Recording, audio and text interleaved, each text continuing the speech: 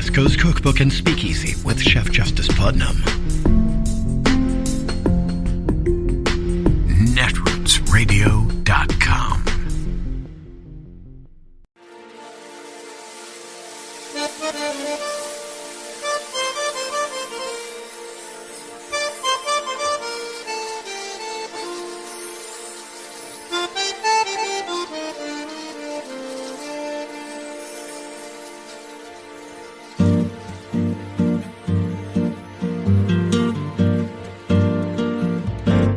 Je voudrais du soleil vert, des dentelles et des théières, des photos de bord de mer, dans mon jardin d'hiver.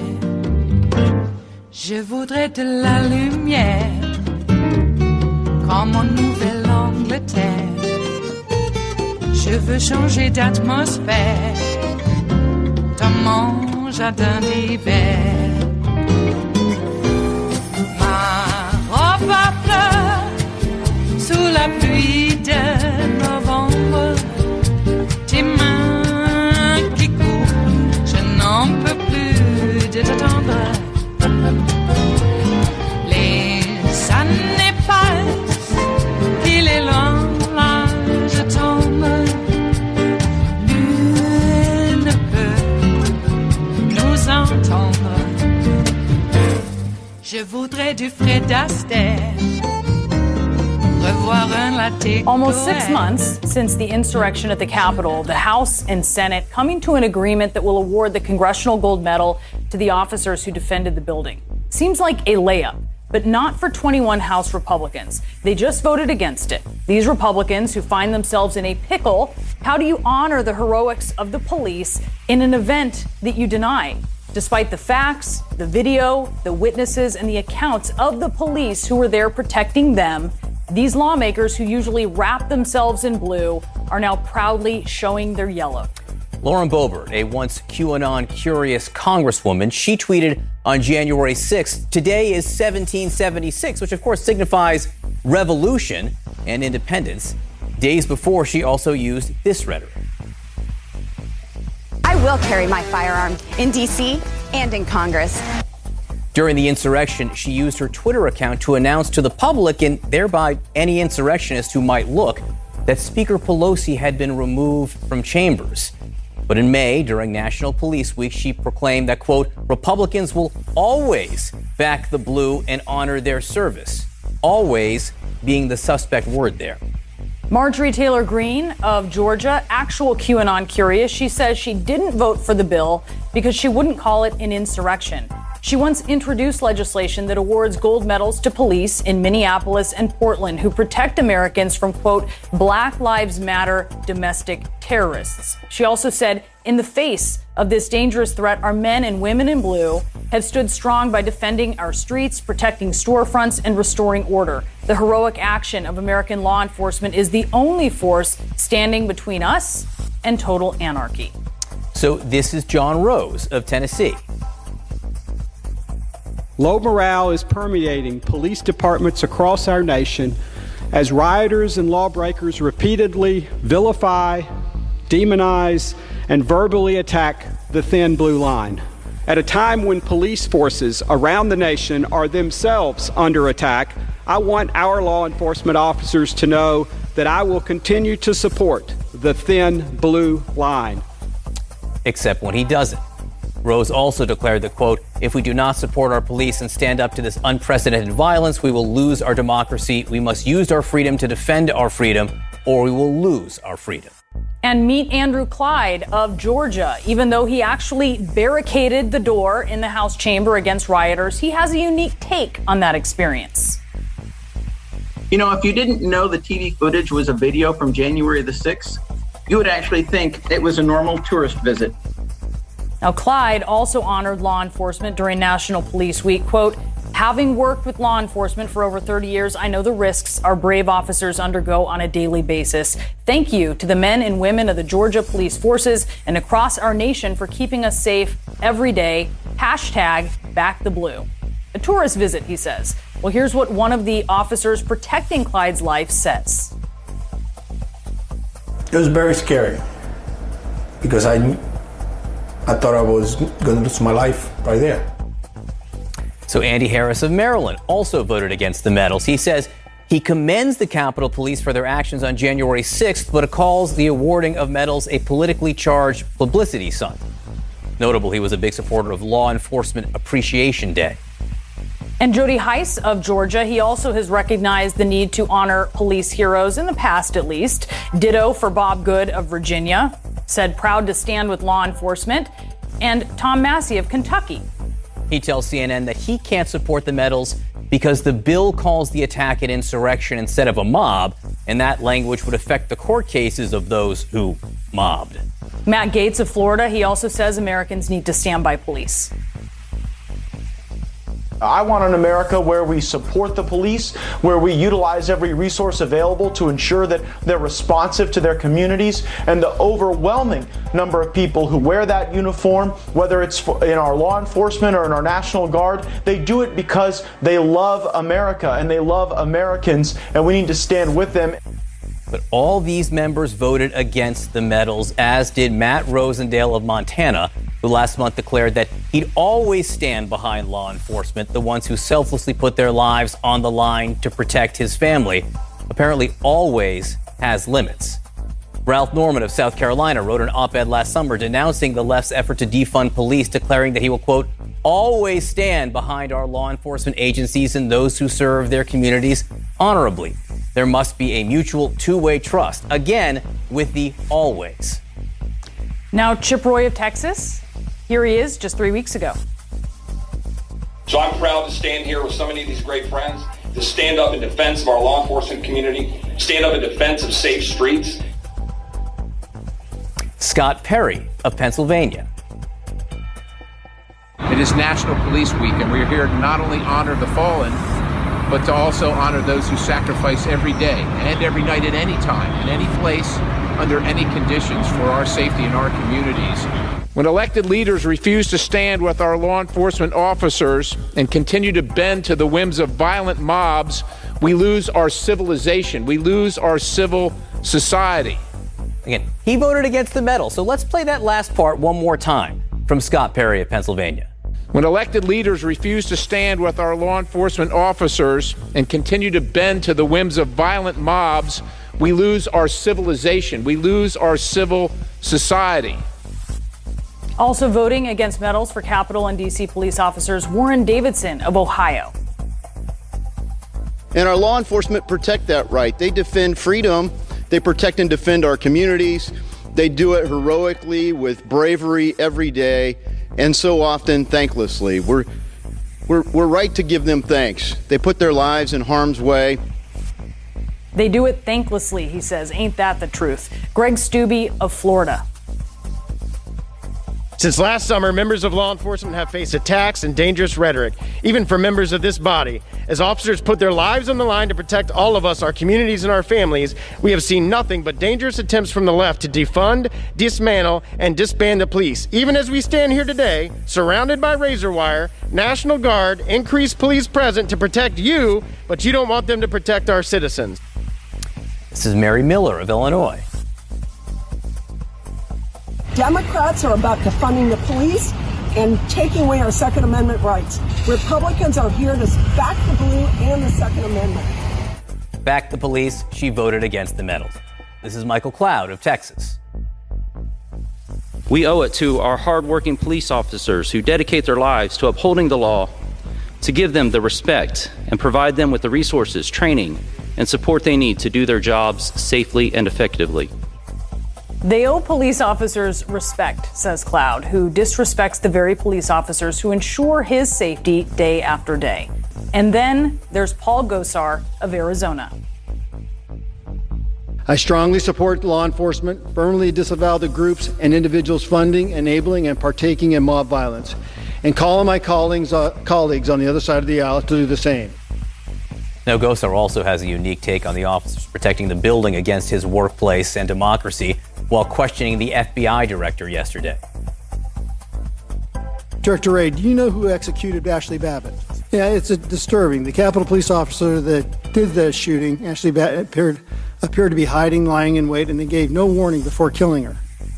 Now, Babbitt was one of the rioters appearing on video trying to break into the Capitol. Gozar accuses officers of hiding, lying in wait before, quote, executing her. And then there's Barry Moore of Alabama also voting against this recognition for police officers. He was grateful for Capitol Police who bravely defended the Capitol back in January, but by June, he was voting against giving them these medals. And finally, one Louis Gohmert, notorious flamethrower who recently asked the National Forest Service if it's possible to change the moon's orbit to fix the climate crisis. Yes, he said that. He, too, has a unique take on the insurrection. There's no evidence, as has been said on January 7th, that this was an armed insurrection. Armed meaning with firearms. There were no firearms. There have been things worse than people without any firearms coming into a building. Look, there is evidence, loads of it. And those people who came into the building threatened the lives of police officers, trampling on them, assaulting them, torturing them. Even though in that same month, Gohmert declared that we must hold law enforcement officers in high esteem. And these 21 Republicans are voting against these medals for these officers. These officers. It was very scary because I thought I was going to lose my life right there.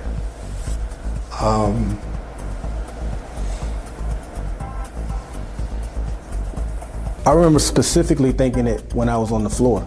I remember thinking all that stuff like, Byron, this is the day. All those times you've given thought on what you would do, you're doing it. I have a daughter, and I had a moment where I didn't think that, hey, it was a possibility I might not make it home. The rioters continued to deploy CS into the rotunda. Officers received a lot of gas exposure, which is worse inside the building than outside because there's nowhere for it to go. I received chemical burns to my face that still have not healed to this day. But here's the thing. Those officers, they'll keep doing their jobs protecting these members of Congress, whether they vote to give them a customary and clearly deserved medal or not, whether they tell the truth about what happened on January 6th or they whitewash it. Turning their backs on the police, they embrace when it serves them politically and discard when it doesn't, proving that for them, blue lives matter until they don't. Until they don't. It is Thursday, the 17th of June of 2021, and you are in West Coast Cookbook and Speakeasy. I am your chef de cuisine, Justice Putnam. Gunner the English Bulldog is our snoozing sous chef, and our daily special is Metro Shrimp and Grits Thursdays, a little bit of jambalaya, a little bit of spice in your life. Oh, speaking of spicy, oh my, I guess the press is very upset that Joe got cross with a Daily Caller reporter. I know she's working for CNN now, but Caitlin Collins is, a Tucker Carlson person. She's from Tucker Carlson's news org. So, yeah, Joe got cross with her. Good. Did he call the press the enemy of the people? And then sick the FBI and DOJ on them? He didn't? Okay, well then STF up. What? Not you guys.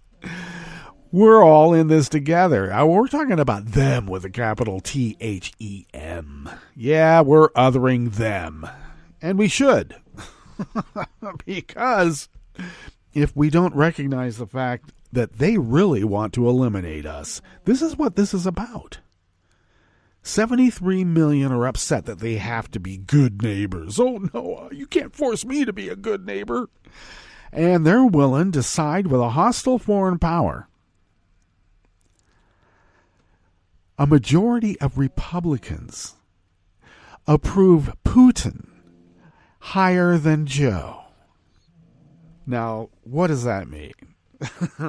Some of us would joke with a bit of acknowledgement that it's the truth. But some of us would joke that it's proof that the brainwashing works. They were able to brainwash a whole party into believing Vladimir Putin should be more popular than the President of the United States. the United States that they live in. They would much rather have Big Vlad, Daddy Vlad, make the decisions. They're tired of having to be good neighbors. Yeah. Well, what happens when Daddy says you have to be a good neighbor? What happens then? Well, they'll do what Daddy says. Some of us like a representative democracy, you know. You reach a certain point in life, you know, you don't really need a daddy anymore. And the dissonance could occur in preventing from becoming Big Daddy. Let's all vote on this together. Instead of, you're going to listen to what I say. It's going to hurt me a lot more than it's going to hurt you. And you know, it never hurts them. I always hated hearing that. This is going to hurt me more than it hurts you. Oh, really? Well, why are you enjoying it? Jeez. Okay. Another life from the very, very distant past. Okay. Well, what's going on other than the fact that we have tremendous amount of mass killings every day? So much that it's not even news anymore. That's just common stuff. And the GOP is lying about, oh, well, this is what happens when you defund the police. I'd like to see where the police have been defunded. Resources might be juggled around. They're not being defunded. As far as I know, the police still have tanks, Stinger missiles, drones, killer drones. And, squads of goon squads willing to crack a few heads because, hey, we're getting overtime. So, yeah, I'm trying to figure out where that's the case. Anyway, as we mentioned previously this week, crime is down in everything except for gun deaths. Crime is down for burglary. Crime is down for kidnapping. Crime is down for everything but gun deaths. Homicides are up. Greg Abbott just signed into law today that anybody can get a gun. And now that the power grid's down, I guess they're going to give people guns so they can go get their power from somebody else's house. Greg Abbott said we could have a gun. And the power grid's better than it's ever been before, and here I am to make sure that I get some of your power. I don't have any power. None of us do. Okay. What could go wrong? Well, what if it's just like all part of a whole? If society looks like it's collapsing, then you need Big Daddy to come in to make the decision.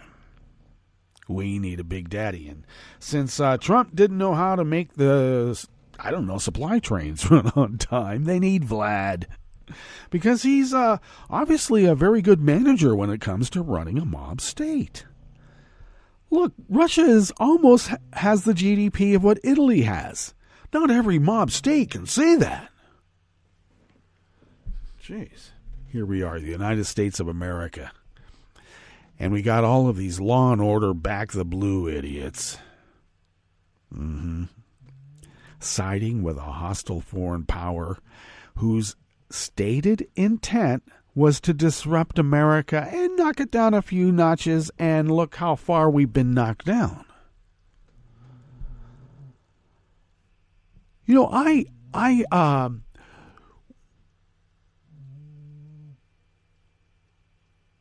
mulled around the idea that what if Angela Davis had a TV show back in the day? If she did an eighth of what Tucker Carlson does every day, she'd still be in federal lockup. Still. So why is it that we are extending, well, First Amendment rights to Tucker Carlson, and by extension, the platform on which he does his propaganda and brainwashing? Why is it that Tucker Carlson is a mouthpiece for Vlad? So much so that 73 million people think the earth is flat. with that effective brainwashing. Don't teach it, though. Don't teach about the evils of that, because that would be critical race theory. First of all, what we as liberals might call critical race theory and say, well, that's the good teaching of history. No, it's history. Critical race theory is a obscure law. Well, I wouldn't say obscure, but in any denigrating sense. But I'm just saying that it's a course that you take in law school. I don't know very many junior highs that have a 3-year law school course. Give me a break. It's just the way of using the N-word. It's another way of using the N-word. That's what they're doing. And anyway, the teaching of history is what they're attempting to assail. Isn't it funny how Juneteenth, the celebration of the end of slavery, was when the last slaves were finally informed that they were free from the adoption of the Emancipation Proclamation. And where was that? It was in Texas. Over 2 years after the Emancipation Proclamation, the Texas government finally deemed it important enough to tell their slave population, oh, you know what? And that was only because federal troops were breathing down their neck. So, of course, they don't want anyone to know about that. And when I say they, I mean the GOP, the right-wing, Nazi racists. Memory hole, gaslight, that's all they got. And it seems to be quite effective. But, on the other hand, there might be a few who are seeing what the hell is going on. Yeah, Joe Biden is a commie. All right. And then they will say, well, you're calling us Nazis. Well, I don't know. Stop acting like one. What's on the rest of the menu here? In the Bistro Cafe of West Coast Cookbook and Speakeasy, of course, I did allude to, back the blue Republicans, those law and order types. Well, 21 of them voted against awarding the Capitol Police the Congressional Medal for protecting them on January 6th. I think mostly because they didn't need any protection from their insurgent army. I think that's why. On the rest of the menu, the Biden administration is reviewing a judge's order to resume drilling auctions on federal lands. Federal judge? Federal lands? Are we talking about a Federalist Society judge? I think that's what we're talking about. A Brennan Center for Justice survey found 1 in 3 U.S. election officials feel unsafe on the job, with 1 in 6 reported being threatened by unhinged Trump supporters. Well, isn't that nice? And the Justice Department warned Missouri officials that the state cannot void federal gun rules. You know, there was about 3 decades of nullification leading up to the Civil War. Just like the nullification this Wisconsin governor was trying to impose. Just a little food for thought. After the break, we move to the chef's table, where the UK will require COVID-19 shots for nursing home workers. Why? Because they're feeling that the most vulnerable should be protected in spite of someone's crazy-ass idea about vaccines. And Hong Kong's pro-democracy Apple Daily Newsroom was raided by 500 national security police.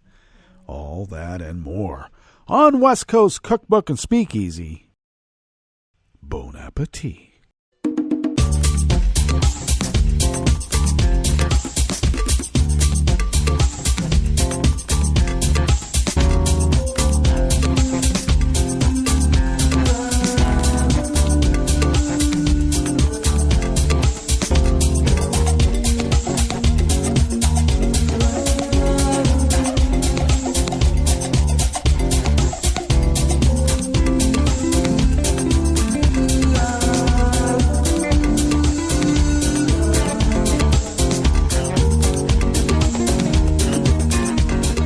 near the bottom of our homepage at netrootsradio.com. To the right of the page is the chat room link, right there by the social media scroll. And the chat room is monitored by Kelly Lincoln. Thank you, Kelly, for everything that you do. If you would then look across the page near the bottom of our homepage at netrootsradio.com, to the left is the link to our Patreon page. And I know this is like a broken record, so I'm going to change it up just a little bit. But I'll just say that if you could become a recurring Patreon of Netroots Radio, it would really help. And if you can afford an espresso-type coffee drink and send those funds our way, it would really help. And so thank you for your generosity in doing so and considering doing so in the future. Thank you. All right, that's shaking it up a little bit. If you would like to follow Netroots Radio on Twitter, do so at Netroots Radio. Tom takes care of that. And thank you, Tom, for everything that you do. Follow me on Twitter at Justice Putnam. I post the show notes and links diary on Daily Kos about 10 minutes before showtime, and then get that linked up on Twitter and other social media platforms. And I just checked Facebook. Apparently, in a little less than 10 hours today, according to them, I'm allowed to come back and lay the groundwork to get suspended again from Facebook. Okay, wow, I thought it would be sometime tomorrow, but I just haven't been checking in as much. Good thing, too. If you would like to follow the show on Twitter, do so at Cookbook West, and pick up podcasts by way of Spreaker, Stitcher, TuneIn, iHeart, YouTube, iTunes, and wherever podcasts can be found. Can you tell? Ooh, didn't mean to hit that spit screen there at the microphone. Gunner, the English Bulldog, our snoozing sous chef, is snoozing away because he is such a hard worker, and his job is to snooze. And he does it really well. He's an expert. This first offering here in the Bistro Cafe part of West Coast Cookbook and Speakeasy is Out of Reuters by Valerie Volchovicci. Okay, I'm sorry, Valerie. We'll just call you Val. U.S. Interior Secretary Deb Haaland said yesterday, Wednesday, her department was reviewing a federal court's decision that it must resume auctioning oil and gas leases on federal acreage, but did not say when those auctions might restart. The administration of Joe Biden had suspended drilling lease auctions in January to review the program's environmental costs, a move widely seen as a first step to delivering on Biden's campaign promise to end new federal drilling to fight climate change. But a federal judge in Louisiana ordered an end to the pause after Louisiana and 12 other states that support drilling on federal lands sued, arguing the suspension was against the law and would cause economic damage and kill jobs. Our department is reviewing the judge's opinion as we speak and consult with the Justice Department, said Haaland, who was testifying before a Senate subcommittee about the Interior Department's budget. We will respect the judge's decision. Any other information will be forthcoming, she said. The top Republican on the committee, Alaska Republican Senator Lisa Murkowski, told Haaland in her opening remarks she wanted to hear the Secretary's plans to resume implementation of those lease sales. Haaland did not offer any details on the potential timing of a resumption. Around a quarter of the nation's oil and gas is produced from federal lands and waters. White House climate change advisor Gina McCarthy said that the review is long overdue since companies pay low royalty rates for federal oil leases. The decades-old rules governing Interior's oil and gas program fail to secure value for taxpayers, protect our communities and workers, or account for the changing climate. This is simply unsustainable.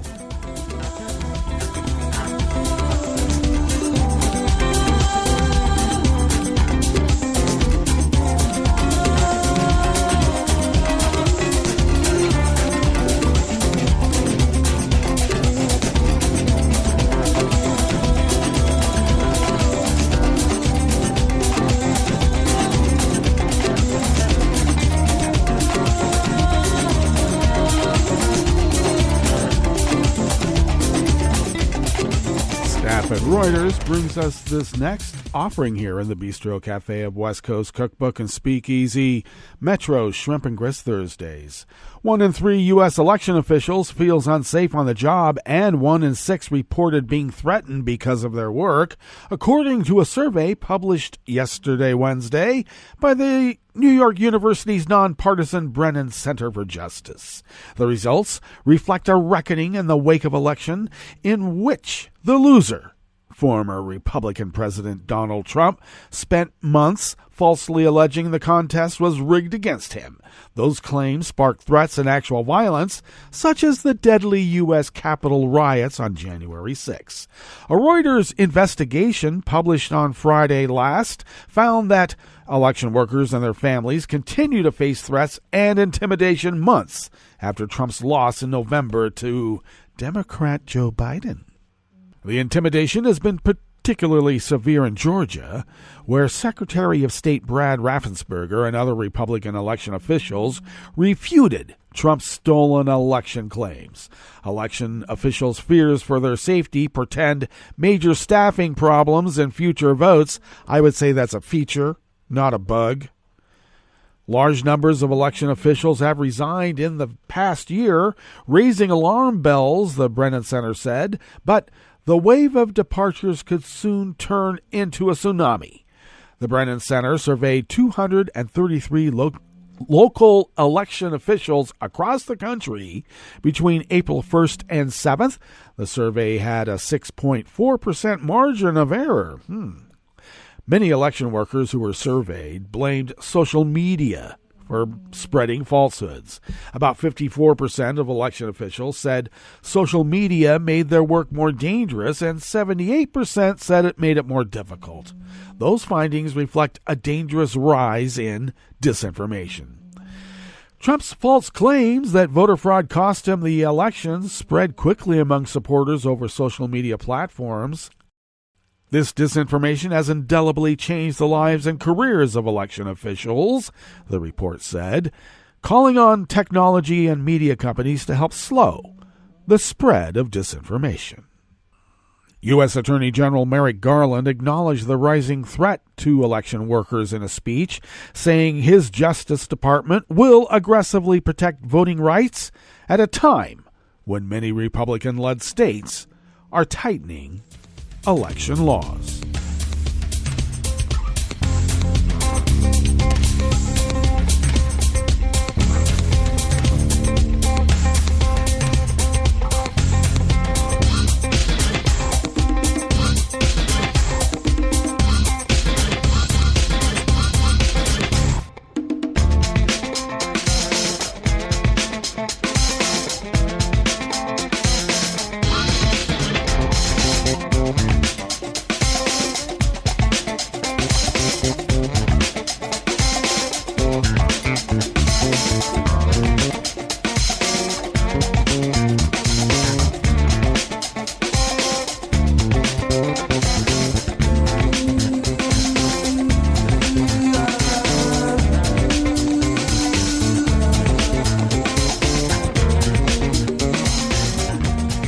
Balsamo of the Associated Press brings us this final offering here in the Bistro Cafe of West Coast Cookbook and Speakeasy. The Justice Department is warning Missouri officials that the state cannot ignore federal law after the governor signed a bill that bans police from enforcing federal gun rules. In a letter sent Wednesday night and obtained by the AP, Justice officials said the U.S. Constitution's Supremacy Clause outweighs the measure that Governor Mike Parson signed into law last Saturday. The new rules penalize local police departments if their officers enforce federal gun laws.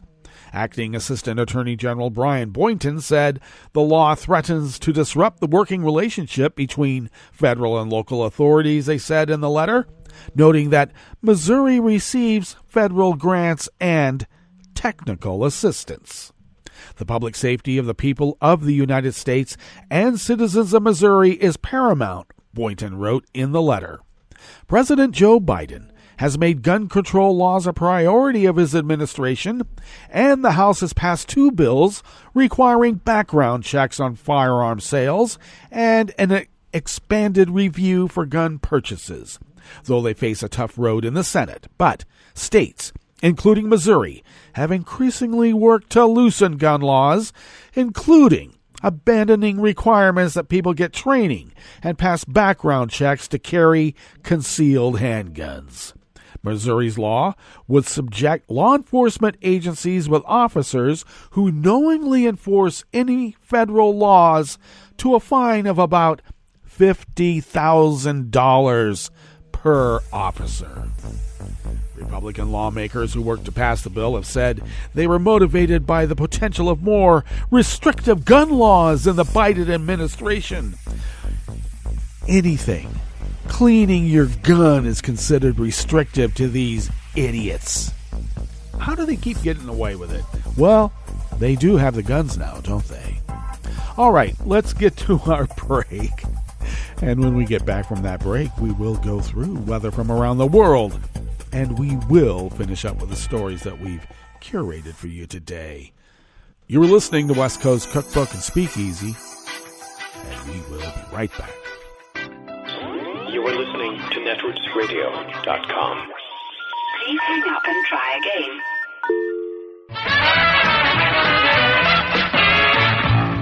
From a point at sea to the circles of your mind, a new force is at work for planetary transformation. New radio for a new Earth.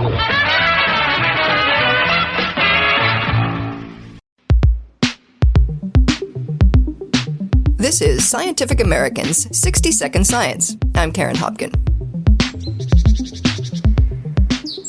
Sounds can convey a lot of information. They can alert animals to potential danger, let parents know when their offspring are hungry, or serve as mating calls, territorial warnings, or just a way to let others in the area know that you're there.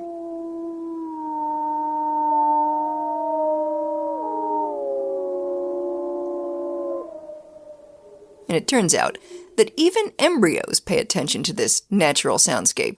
A growing body of research shows that for many animal species, embryos use audio from their environment to guide their development, a trick that can give them an advantage after they're born. So in the species that I study, the zebrafinch, we found that the parents make a special call when it's hot, and that those heat calls prepare the development of the embryos for heat. Milan Marriott of Deakin University in Australia. She made this discovery by chance. I was studying the communication between the parents at the nests when I noticed that sometimes when a parent was incubating the eggs by itself, it was producing a call that was quite different to the others. And since there was no one else around, she wondered whether that parent might be talking to the eggs. So she hung around the aviary and listened in. It soon became apparent that the parents were only calling to the eggs when it was really hot. But what did that do for the developing chicks? To find out, Marriott started borrowing the eggs. She'd take them to an incubator and play them either the zebrafinch heat call or a different call, one that the parents make when they change shifts. And then she'd return the eggs to their nests. When the chicks hatched, Marriott found that the birds that had heard about the heat were actually smaller than the others. That was a little bit surprising at the time, but we then found that reducing growth in the heat was advantageous because those individuals then produced more babies when they were adults. And that's probably because they avoided the cost of growing big in the heat, which takes a lot of energy. And birds are not the only ones who learn about prevailing conditions via embryonic eavesdropping. In frog embryos, they use the vibration that snake predator make when they approach the eggs to know that they have to hatch, to fall in the water and then not be eaten. And cricket embryos pay attention to male courtship songs. If it sounds like there's an abundance of available males, the females speed up their development to take advantage of the situation, while the males take their time so they'll be stronger and bigger when they finally emerge. Other embryos chirp at their siblings to coordinate when they'll hatch, so no one gets left behind. And crocodile babies talk to their moms from inside the eggs. The call that the embryos make also tells the mother that they're about to hatch, so she can start digging out the nest, and so that makes the hatching process a lot easier for all of the embryos in the clutch.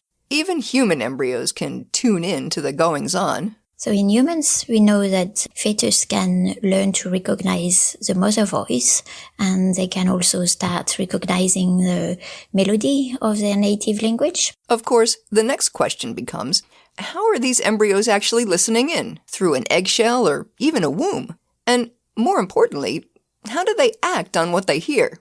I had to go into neurobiology and look at how the brain may process that information and how it may be transmitted into changes in development. Marriott found that in these species, the brain regions that process sound are wired up to areas that control things like hormone production.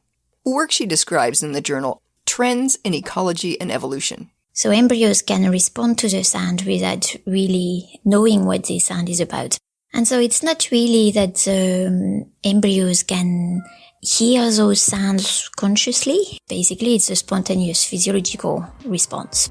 But it helps them make the kind of sound decisions that will cue them up for future success. For Scientific Americans, 60-Second Science, I'm Karen Hopkin.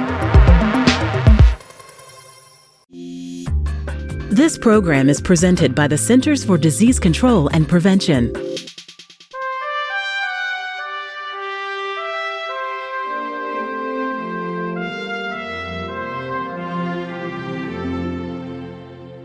Welcome to A Cup of Health with CDC, a weekly feature of the MMWR, the Morbidity and Mortality Weekly Report. I'm your host, Dr. Kathleen Dooling. Occasional aches and pains are an expected part of life, but for many people, pain is a constant companion. Dr. Chad Helmick is with CDC's National Center for Chronic Disease Prevention and Health Promotion. He's joining us today to discuss ways to manage chronic pain. Welcome to the show, Chad. Thank you. Chad, how many people in the U.S. suffer from chronic pain? In 2016, 50 million adults had chronic pain, which is pain on most or every day in the past 6 months. More interesting, though, is that 20 million people have high-impact chronic pain, which is chronic pain that also limits their work or life activities on most or every day in the past 6 months. This is a problem because chronic pain is associated not only with symptoms, but with anxiety and depression, reduced quality of life, and the risk of opioid problems. What are the most common causes of chronic pain? The most common causes generally relate to bones and joints, like low back pain and arthritis, but there are many other causes: headaches, sickle cell disease, fibromyalgia, surgery and injuries, and many, many others. Is chronic pain more common in any particular group of people? Yes, it occurs at all ages, but it's more common in older middle-aged adults and in the oldest old, 85 and older. It's also more common in women, poor people, and those who live in rural areas. How is chronic pain treated? Well, the first thing to do is to get a diagnosis, which can help guide treatment. But the thinking about chronic pain now is that it becomes a chronic disease by itself, regardless of the cause, and that can cause significant problems. The real goal in management is to have a manageable level of pain, not to get rid of all pain. There are several steps that can be taken, and these are sometimes difficult to do because of barriers to access. But it makes sense to do the simplest and safest things first. And these are non-drug steps. Things like physical activity. Walking is perfectly good to help reduce pain. Also, self-management education can give you some confidence in managing chronic pain when you're on your own. There's also physical therapy, occupational therapy, psychological therapy, better sleep, which usually means less alcohol, and seeing a chiropractor or getting biofeedback and massage. If that's not enough, non-opioid drugs like Tylenol or Motrin and Advil or naproxen or Aleve can help. If those don't work, then it's time to consider something stronger. Sometimes that's opioids, but there's not great evidence that opioids are good for long-term pain in most people. Do you have any advice for people suffering from chronic pain? Well, it's important to work with a variety of providers who are working together to help you. The goal, again, is manageable pain so you can live a productive life. This can include physical therapy, most people can walk, to treat any underlying depression or anxiety, and to avoid further injuries. Finally, the National Pain Strategy is laying out a strategic roadmap to improve pain management system in this country. Where can listeners get more information about managing chronic pain? Listeners can go to the NIH website, nih.gov, and type in National Pain Strategy. Thanks, Chad. I've been talking today with Dr. Chad Helmick about ways to manage chronic pain. If you're experiencing daily pain, talk with your healthcare provider to ensure you have the correct diagnosis and know how to manage your condition. Until next time, be well. This is Dr. Kathleen Dooling for A Cup of Health with CDC. For the most accurate health information, visit cdc.gov or call 1-800-CDC-INFO. Hi, it's Tom. Could we humbly suggest your donation to netrootsradio.com? All we've got to run this 24-hour powerhouse of progressive resistance radio is what comes out of our own wallets. And you are our biggest donor. And it doesn't take much, $3, $5. Just go to the bottom of our netrootsradio.com page and hit our secure donate button. Heck, you can even make a recurring contribution.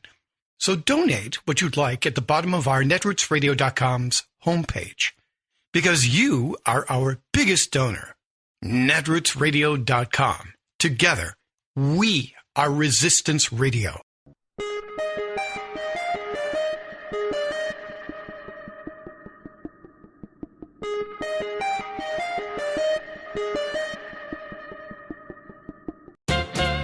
Here's a thought-provoking bumper sticker. The system is fixed. We must break it.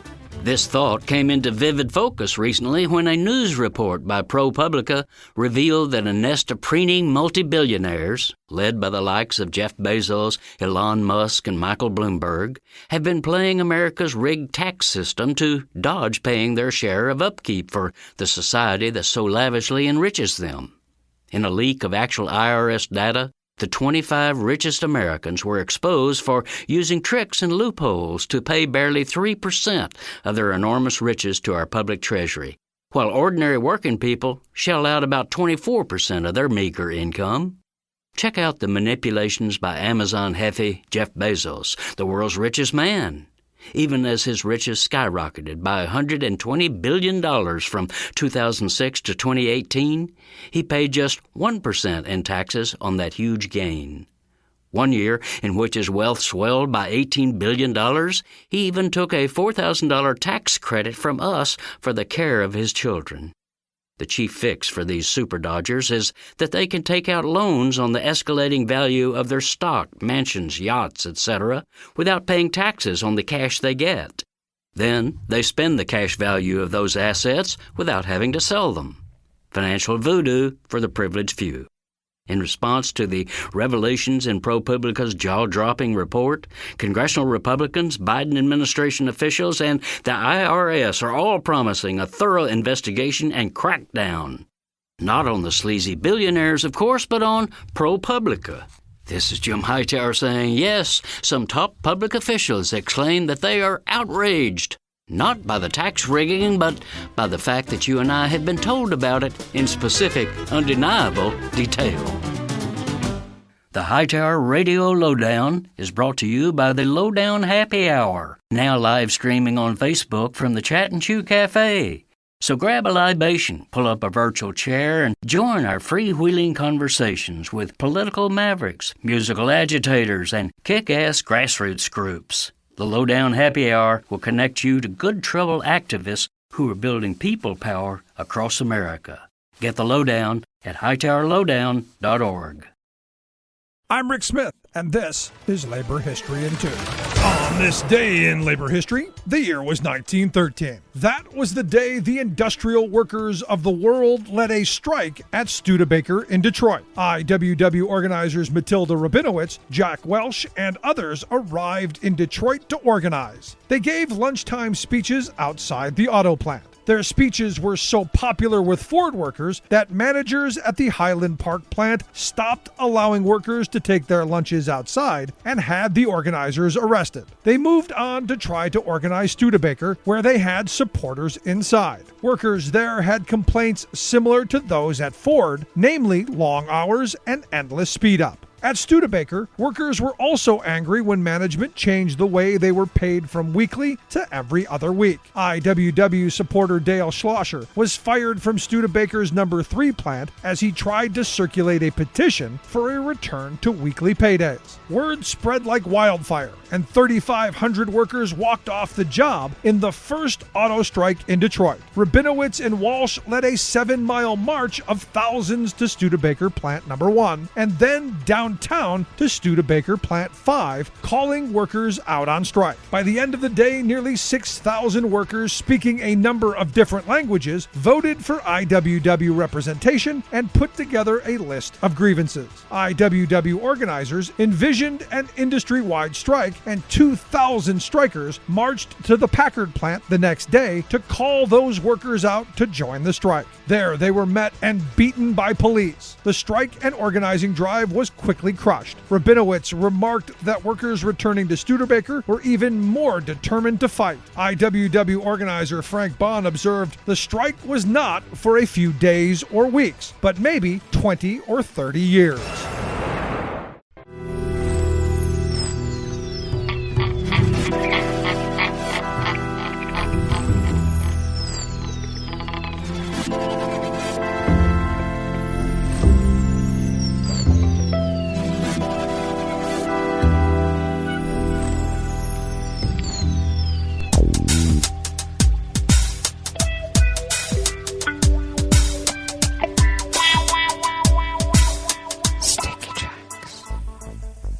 Thank you for accompanying us here to the Chef's Table at West Coast Cookbook and Speakeasy, Metro Shrimp and Grits Thursdays. We always begin weather from around the world along the banks of the Rogue River, in the Rogue River Valley of Southern Oregon on the west coast of the continental United States of America, where it is currently 55 degrees Fahrenheit, expecting a high nearly the same as yesterday. Mid-80s or so, maybe a tad higher. Abundant sunshine throughout the day with winds out of the north-northwest at 5 to 10 miles per hour. Clear skies overnight with lows in the mid-50s. Winds out of the northwest at 5 to 10 miles per hour. Tomorrow looks like we'll have similar weather. Highs in the mid-80s, sunny. Winds out of the north-northwest at 5 to 10 miles per hour. Confirmed cases of coronavirus in Jackson County in the southern part of Oregon stands now at 11,485, and deceased remains at 146. Grass pollen remains very high here outside the window in Rogue River proper. The air quality index for the region is good at 29 parts per million, and the daytime UV index is very high at 9. Barometric pressure is holding steady at 30.12 inches. Visibility is up to 9 miles. And relative humidity is at 78%.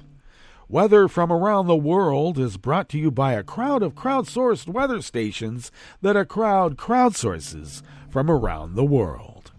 London is 70 degrees and mostly cloudy. Paris is 81 with a rain shower. Rome is 83 and fair. Kyiv is 82 and fair. Kabul is 75 degrees and fair. Hong Kong is 82 and fair. Tokyo is 69 degrees and partly cloudy. Sydney, Australia is 54 and clear. San Francisco, California is 61 degrees and fair. And New York, New York is 71 degrees Fahrenheit and sunny. And that is weather from around the world, brought to you by a crowd of crowdsourced weather stations that a crowd crowdsources from around the world.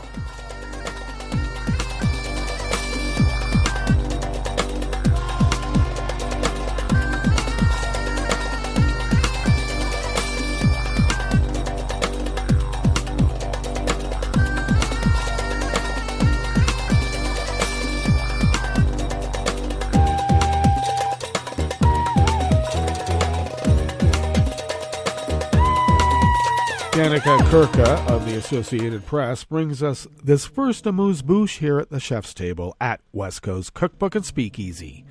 Britain will require COVID-19 vaccinations for nursing home workers in England, arguing that the need to protect vulnerable residents outweighed employees' right to choose whether to get the jab. We call it the shot here, but this is the international news.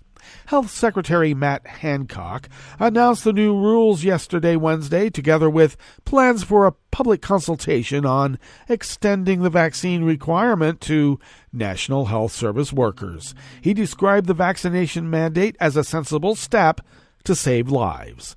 The regulations, pending parliamentary approval, take effect in October. The announcement came as lawmakers were asked to approve the Conservative government's plan to postpone the final easing of the national lockdown for 4 weeks, delaying the end of restrictions until July 19th. Hancock said the delay would give a few more crucial weeks to vaccinate as many people as possible. Legislators voted by 461 to 60 to approve the delay, despite angry opposition from a minority of anti-lockdown conservative lawmakers. Unions have objected to mandatory vaccinations in part because it treats those workers differently than the general population. The union of those workers said the government should focus on persuading the workers to get vaccinated rather than imposing mandates that might alienate staff members. According to the union, more than a third of care home workers have indicated they would consider leaving their jobs if they were forced to be vaccinated. Some 84% of staff in care homes for older adults in England have had at least one dose of the vaccine, and almost 69% have had both shots.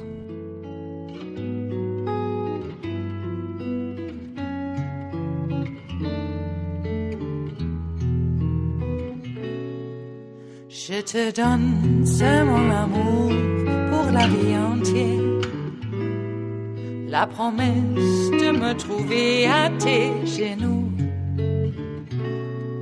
Aussitôt que tu m'appelles, rester toujours fidèle. C'est tout, c'est tout.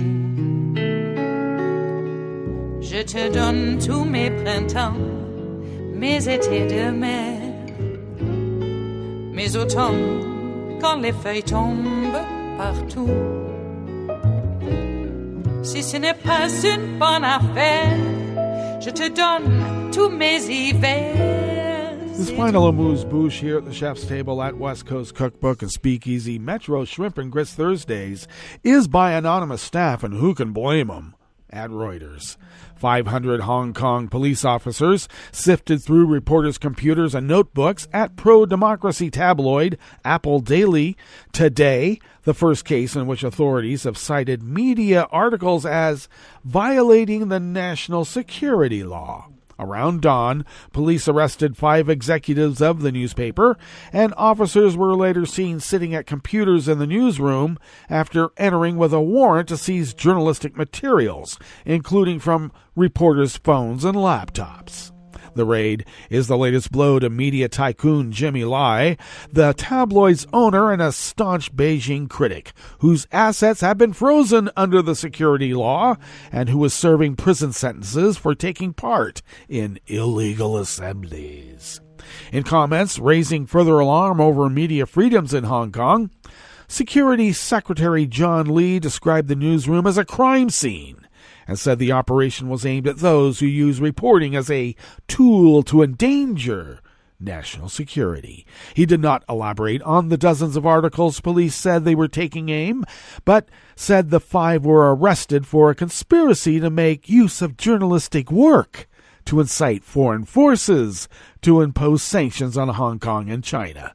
Normal journalists are different from these people. Don't collude with them, he told reporters.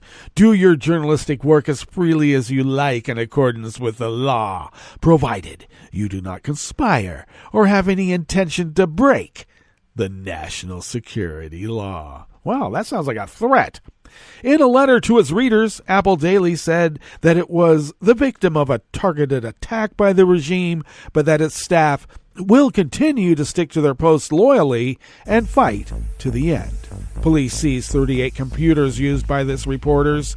Is the second time National Security Police have raided the Apple Daily headquarters. 200 officers went in last year to arrest Lai on suspicion of colluding with foreign forces.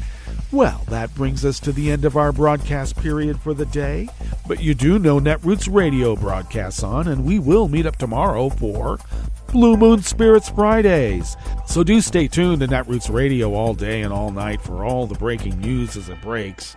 And we'll meet up here tomorrow, right here, in West Coast Cookbook and Speakeasy. Bon appetit.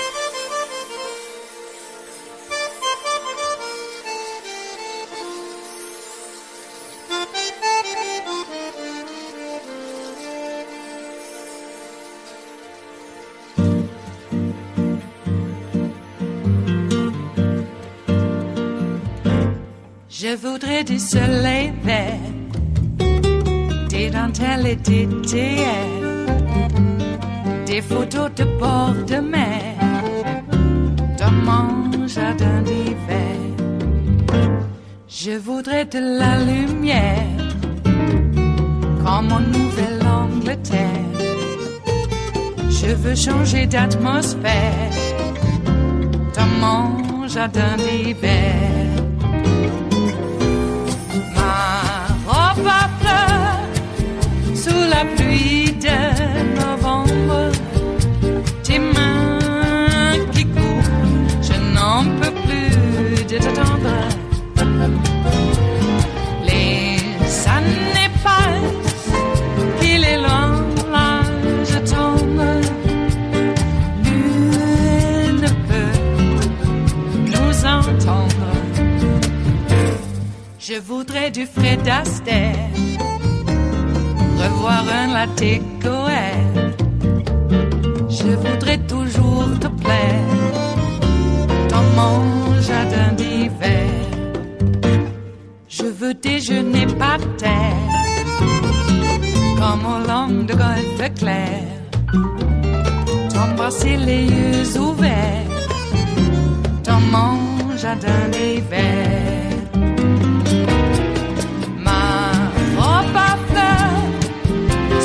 Pluie de novembre, tes mains qui courent, je n'en peux plus de t'attendre.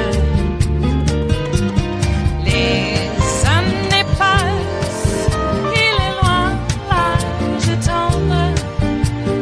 Nul ne peut nous entendre. Ba-da-da-dum-di-da-dum. Ba-da-da-dum-di-da-dum. Ba-da-da-dum-di-da-dum. Dans mon jardin d'hiver. Ba-da-da-dum-di-da-dum. Ba-da-da-dum-di-da-dum. Ba-da-da-dum-di-da-dum. Dans mon jardin d'hiver.